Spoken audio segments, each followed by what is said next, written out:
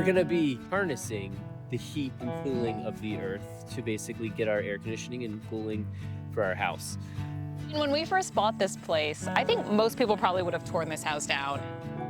For old house people, you're trying to bring your house back to a look of a certain time period. But we're using Thermal Associates there in upstate New York. We picked geothermal for a few reasons. The first was economical. We wanted to basically have the lowest operating costs over 25 years in the house for heating and cooling. Number two is the air conditioner unit is inside. There's nothing on the outside. There's no mini splits, there's nothing on the outside. So the whole landscape is retained in its beauty. Can we show you the geothermal unit? This is all it is. There's no external condenser, there's no air conditioning unit, and it's running throughout the whole outside ground loop. This whole area, and it kind of loops around and feeds back into the basement. So it's just a continuous kind of loop. We are here on dig day. My buddy Tony is helping dig this trench. So all of this pipe will heat and cool our house.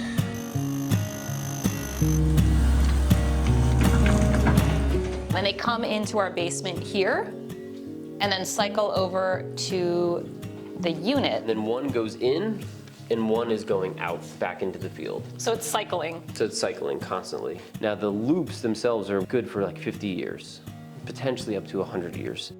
And as architectural preservationists, we care about what these buildings look like. And here we have a lot of ducts, yes, but they're all hidden. We do have to run some ducts up to get upstairs, and what we're gonna do with that is we're just gonna clad them in millwork so they look like they're just part of the house, part of the walls. They just get hidden, and this is gonna service the whole upstairs. This is the main trunk line for the heating system. You have the primary house, which is that front of the house facing the barn.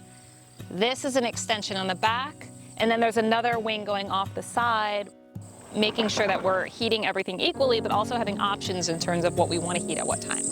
And what's also cool is that we're not worried about bursting pipes. And that was always a concern, that they would burst if we were traveling and there wasn't any control for those pipes. We can be notified, we can check out what the temperature is, and we can bring it up, we can bring it down, we can have the unit serviced. It's nice to just have some of those modern conveniences.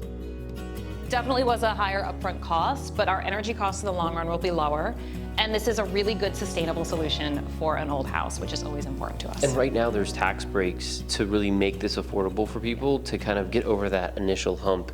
You get a tax break on all of it, so it actually cuts the cost down to half. Check out what your state might be offering, because I mean, for us to get 50% off of the cost of installation of this system is a lot. It is not a cheap system. People are pushing towards this technology as a new way of heating and cooling our houses. And I think sustainably long term, we're not just looking at this as being stewards for this old house, we're looking at being stewards for the next generation.